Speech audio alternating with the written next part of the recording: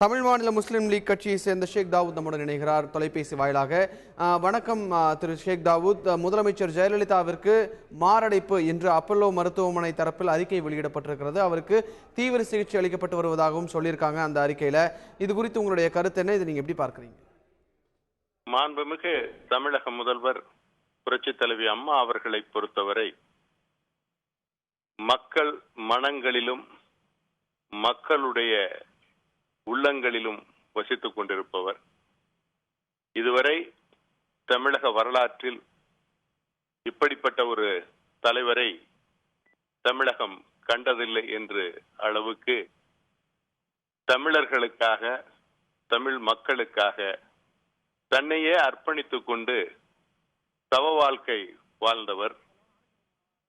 இறை பக்தி மிக்கவர். நாம் வணக்க வழிபாடுகளால் வேறு வேறாக இருந்தாலும் நாமெல்லாம் தமிழர்கள் என்ற உணர்வு மிக்கவர்.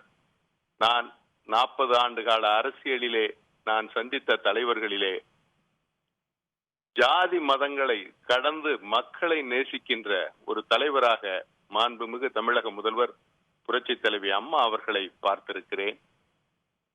வருத்தமெல்லாம் என்ன என்று சொன்னால், வாழ்வாங்கு வாழ்ந்து தமிழக மக்களுக்கு நன்மை செய்ய வேண்டியவர்.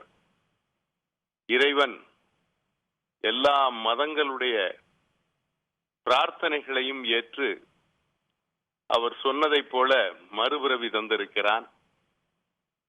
இறைவன் சொன்ன வாக்கு பொய்ப்பதல்ல, இறை வாக்காகத்தான் மாண்புமிகு தமிழக முதல்வர் புரட்சி தலைவி அம்மா அவர்கள் அந்த ஒரு அறிக்கையை அவர்கள் கையாளே வெளியிட்டார்கள். நான் மறுபிறப்பாக வந்திருக்கிறேன், உங்களுக்கான அனைத்து சேவைகளையும் செய்வேன் என்று சொன்னார்கள். ஏழை எளிய மக்கள், பாதுகாக்கப்பட வேண்டிய மக்கள், உணவு இல்லாமல் இருந்துவிடக்கூடாது, அவர்களுடைய வாழ்க்கை வளம் பெற வேண்டும் என்று என்றென்றும் உழைத்தவர். குறிப்பாக இது போன்ற ஒரு தலைமை பண்பு மிக்க ஒரு தலைவரை நீங்கள் பார்க்க முடியாது. எந்த நிலையிலும் மக்கள் மனங்களில் வாழ்கின்றவர். பல கோடி தொண்டர்களை கொண்ட ஒரு இயக்கமாக வளர்த்தவர். யாரும் எதை சொன்னாலும் தன்னுடைய கட்டுப்பாட்டுக்குள் இயக்கத்தை வளர்த்தவர்.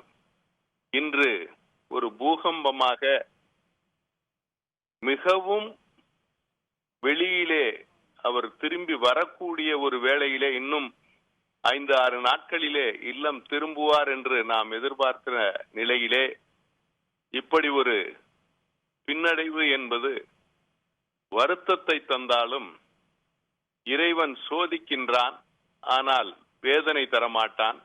அனைத்து மக்களுக்கும் வாழ்வு வளம் பெற தமிழர்கள் அனைவரும் ஒன்று சேர்ந்து செய்த பிரார்த்தனையின் பலனாக மீண்டும் மறுபிறவி தொடர்ந்து செயல்படும்.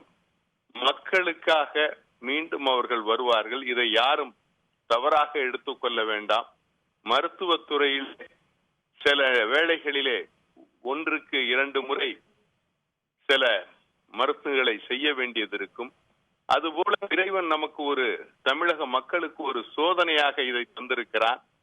இந்த சோதனைகளை எல்லாம் மாண்புமிகு தமிழக முதல்வர் புரட்சி தலைவி அம்மா அவர்கள் வென்று முழு நிலவாக வெளிவருவார்கள்.